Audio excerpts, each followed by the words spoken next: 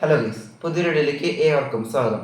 Channel ആദ്യമായാണ് കാണുന്നതെങ്കിൽ subscribe ചെയ്ത് നമ്മുടെ ഫാമിലിയുടെ മെമ്പർ ആവുന്ന കാര്യം ഒന്ന് പരിഗണിക്കുക ഗീസ്. ഇൻസ്റ്റാഗ്രാം പേജ് ഫോളോ ചെയ്യുന്ന കാര്യം ഒന്ന് പരിഗണിക്കുക. നിങ്ങളുടെ വലിയ സപ്പോർട്ടാണ് എന്നെ മുന്നോട്ടുണ്ടെന്ന് ഒന്ന് ഓർക്കുക ഗീസ്. അപ്പോൾ നമുക്ക് വീഡിയോയിലേക്ക് പോയിക്കാം.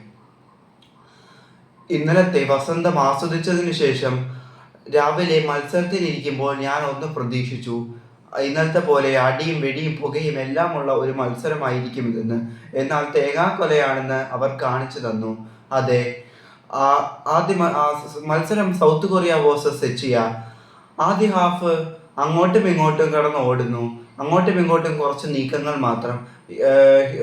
ഇടയ്ക്കിടയ്ക്കൊക്കെ ഹ്യൂമൻസൺ വന്ന് വിറപ്പിക്കുന്നതല്ലാതെ വേറെ പ്രത്യേകിച്ച് കാര്യങ്ങളൊന്നും ഇല്ല.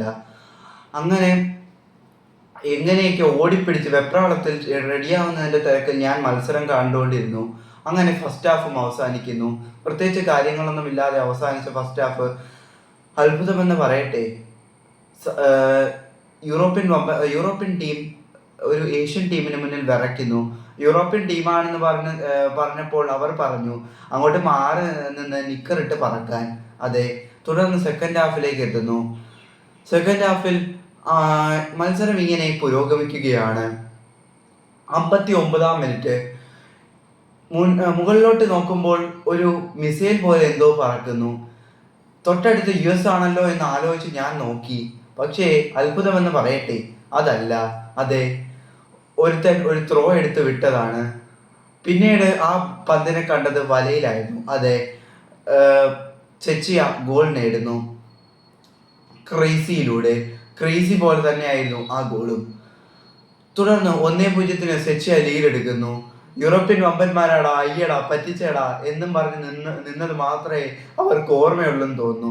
പിന്നീട് 60 മിനിറ്റ് പിന്നിടുകയും അടുത്ത ഗോൾ 67-ാം മിനിറ്റിൽ അടുത്ത ഗോളെത്തി. അത് ഹ്യൂമൻ ബ്യൂങ് ആ താരത്തിന്റെ വകയായിരുന്നു ഗോൾ. എന്നോട് പേര് ചോദിക്കരുത് ഗൈസ്, എനിക്കറിയില്ല. തങ്കപ്പൻ എന്നും ചെല്ലപ്പൻ എന്നും രാജപ്പൻ എന്നും വിളിച്ചു വളർന്ന നമുക്ക് ആ ഒരു പേര്, ആ ചെമ്പ് പാത്രത്തിൽ ചുറ്റുകീട്ടടിക്കുമ്പോഴുള്ള പേര് നമുക്ക് വഴങ്ങില്ല. 80-ാം മിനിറ്റിൽ അതേപോലെ ഒരുത്തനും കൂടെ വന്ന് ഒരു ഗോളും കൂടെ അടിച്ചു. അവന്റെ ഗോളും കൂടെ വന്നപ്പോൾ 2-1 സൗത്ത് കൊറിയ മുന്നിൽ. അങ്ങനെ യൂറോപ്യൻ വമ്പന്മാരെ തോൽപ്പിച്ച് കൂടുതൽ കളിച്ചാൽ അണ്ണാക്കിലടിച്ചു തരുമെന്ന് യൂറോപ്യൻ വമ്പന്മാർക്ക് ഏഷ്യൻ വമ്പന്മാർ വക ഒരു മുന്നറിയിപ്പ്. ഇഷ്ടപ്പെടുന്ന ഞാൻ ഇതുന്നു. Thanks for watching. മറ്റൊരു വീഡിയോ വരുന്നതുവരെ